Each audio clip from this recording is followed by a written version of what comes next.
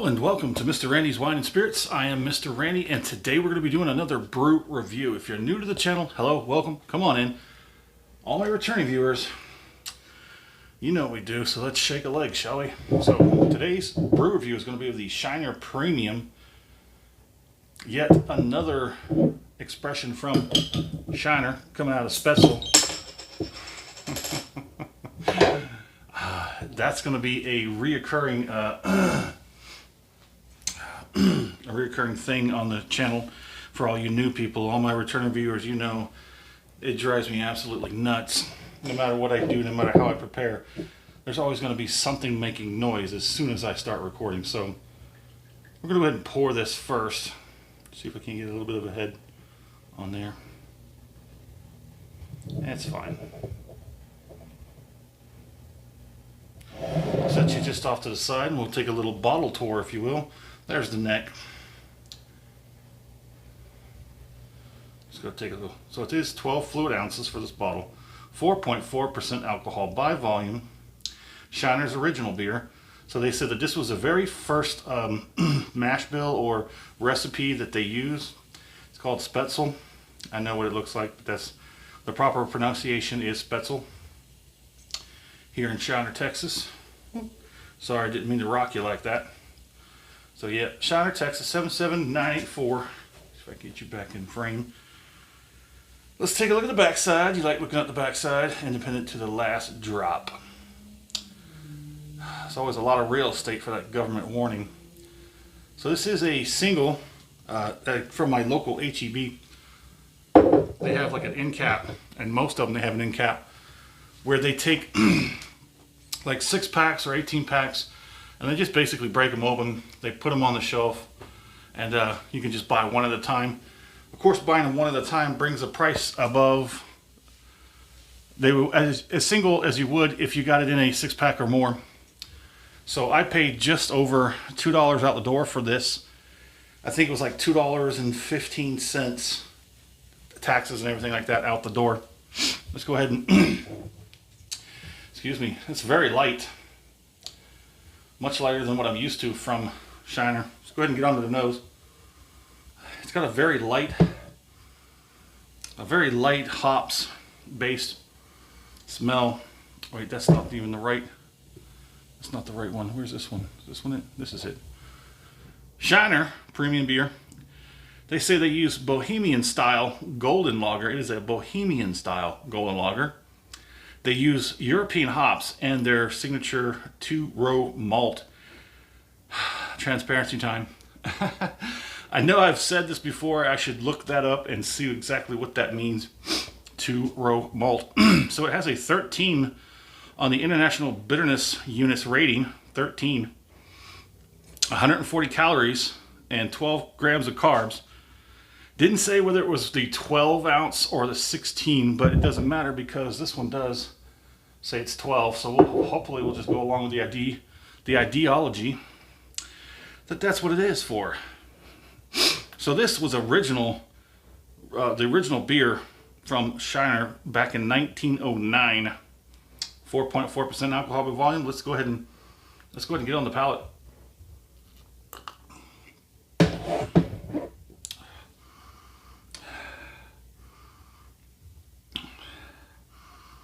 It's like very extremely light on the nose. Let me get one more palating, we'll talk about it.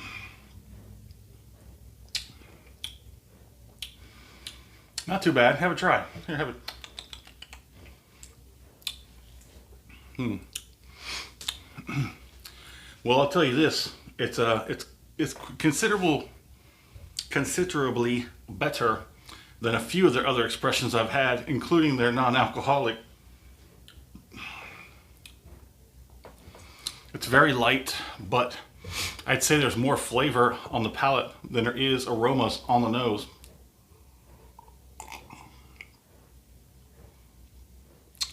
Okay.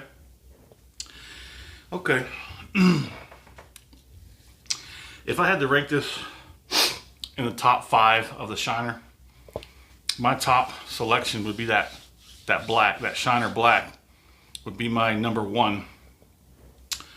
Number two,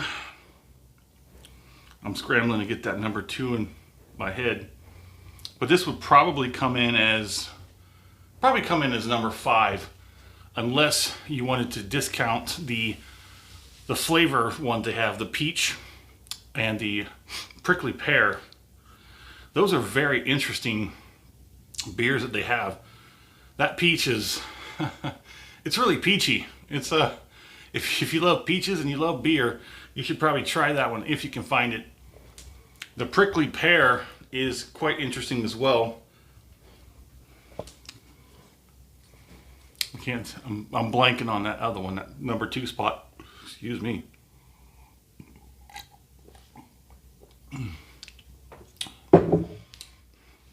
On the palate, it is light, it is crisp, it is relatively, I need to figure out a word for this, the wetness, if you will. It's not dry at all. Now, sometimes a beer will give you this sort of like dry, sort of astringent effect on the tongue, but this one's actually a little bit more on the wetter side. It doesn't dry pretty much at all. It's quite refreshing in that sense. It's got a very light creaminess to it. This is actually a pretty enjoyable brew. If you want something on the lighter side, but you don't want to go to the whole quote unquote light beer, this would probably be a little bit better. Yeah, I mean, that's the percent. Okay, so the 12 grams of carbs is, I don't know. That depends on how you do your math for the day. I do mine. That's going to take more than a third, so you got to budget your carbs. I would rather budget my carbs than, like, you know, sacrifice flavor and quality. Sorry. Save all your carbs for where you really want them. So let's put a score on this, shall we? So when it comes to the brew reviews, it's a one shot, one deal, a one and done, if you will. The finish is okay. It does leave a little bit of a slight dryness. Very, very light wet cardboard on the very back end. Once all is said and done, that's about the only thing that's left laying on the floor. And it's very, very light. Almost didn't notice it. So let's score it. I'm going to score this a strong 3 out of 5. I think it's a pretty darn good beer for its category. I think premium was a good word to use on that label. It's premium. Yeah, it's lacking a few characteristics of what would be considered a more premium beer. It's not a dark one. It's more of a lighter one, as you can tell. It's a lager. It's that bohemian style golden lager. Maybe that's something about that bohemian, that European hops might make the difference there. So, excuse me, if you like the video, go ahead and hit that thumbs up. If you're not subscribed to the channel, go ahead and do that, because as soon as I release the videos, they'll come right to you. Always got great stuff coming on in the future for the channel. My fair price for this, I'll leave it alone. I don't think they really were pushing it on the price point. Of course, it'd be cheaper. It'd be quite close to $1, I think, if you bought a 6-pack. Even less so if you bought a 12-pack. Just go ahead and buy a case. Just go ahead and buy a case. So, would I buy this again? It's quite possible. It is very quite possible for that price point, for the pretty much decent, good beer, like a golden lager. Yeah, this is definitely something I would probably select amongst a lot of other beers, especially most domestics that we have here in the States. Well, there it is.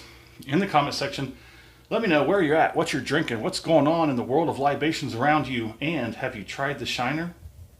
Which ones have you tried? What's your favorite? Well, as always, thanks for stopping by here at Mr. Randy's Wine and Spirits. I'm going to call it a good one.